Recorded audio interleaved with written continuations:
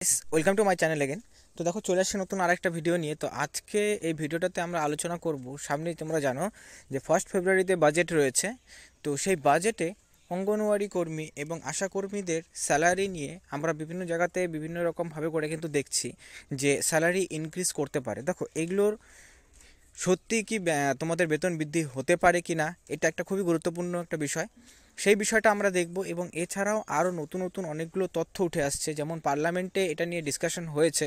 তো কী যাবতীয় ডিটেলস এসছে সেটা আমরা ডিটেলস তোমাদের সাথে ভিডিওতে আলোচনা করব। এছাড়াও কেন্দ্রীয় সরকারের দ্বারা নতুন কি কি অঙ্গনওয়াড়ি ডিপার্টমেন্টে চালু হতে চলেছে সেটাও আমরা কিন্তু এই ভিডিওতে আলোচনা করব। কারণ এই যে সামনে যে বাজেটটা রয়েছে সেই বাজেটটা কিন্তু খুবই গুরুত্বপূর্ণ। তো সেই দিক দেখতে গেলে পরে মানে ইলেকশনের পর এটা কিন্তু ফার্স্ট বাজেট, সো ইম্পর্টেন্ট সেই দিক দিয়ে।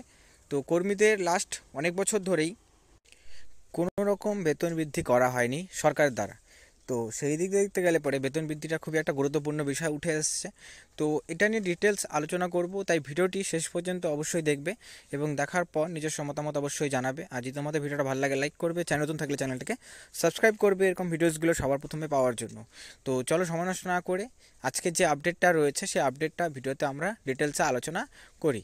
তো দেখো, প্রথমত যে বিষয়টা আমাদের সবচেয়ে গুরুত্বপূর্ণ উঠে আসছে সেই বিষয়টা হচ্ছে যে অঙ্গনওয়াড়ি কর্মীদেরকে নিয়ে রিসেন্ট টাইমসে কী কী জিনিস উঠে আসছে। তো দেখো, রিসেন্টলি কিন্তু পার্লামেন্টে আবারও, যেহেতু বাজেট সামনে আসছে, তো সেক্ষেত্রে আবারও কিন্তু কর্মীদের বেতন বৃদ্ধি নিয়ে তথ্য উঠে আসছে, যেখানে মানুষের দ্বারা নির্বাচিত যে সাংসদরা রয়েছেন তারা কিন্তু এটা নিয়ে কথা উঠিয়েছেন। এবং এটা কিন্তু রিসেন্টলি উঠেছে পার্লামেন্টে, যেখানে বলা হয়েছে যে কর্মীদের বেতনটা বৃদ্ধি করা উচিত। কারণ যেইভাবে করে সময় মনে করো পার হচ্ছে বা যেরকম করে জিনিসপত্র দাম বেড়ে চলেছে, কিন্তু অন্যান্য ডিপার্টমেন্টে বেতন বৃদ্ধি হলে পরেও তোমরা রিসেন্টলি জানো যে কেন্দ্রীয় সরকারের দ্বারা 8 পে কমিশন মানে অষ্টম পে কমিশনকেও কিন্তু এটাকে পাশ করা হয়েছে। তো সেক্ষেত্রে সেটা কিন্তু চালু হলে কর্মীদের যেমন বেতনটা বৃদ্ধি করবে, তো সেই দিক দেখতে গেলে পরে অঙ্গনওয়াড়ি কর্মীদের কিন্তু কোনো বেনিফিট তারা পাচ্ছেন না, কারণ তাদেরকে এই পে কমিশনের আন্ডারে আনাই হয়নি। তো সবচেয়ে গুরুত্বপূর্ণ বিষয় যেটা, দেখো, বেতন বৃদ্ধি তো একটা বিষয় অবশ্যই গুরুত্বপূর্ণ। যদি অঙ্গনওয়াড়ি কর্মীদের পে কমিশনের আন্ডারে আনা হয় তাহলে পরে কিন্তু বেতন অটোমেটিক্যালি সেখানে ইনক্রিমেন্ট করবে। কারণ পে কমিশন আন্ডারে যে স্যালারি রয়েছে সে স্টার্টিং স্যালারি কিন্তু 18,000 টাকা করে রয়েছে।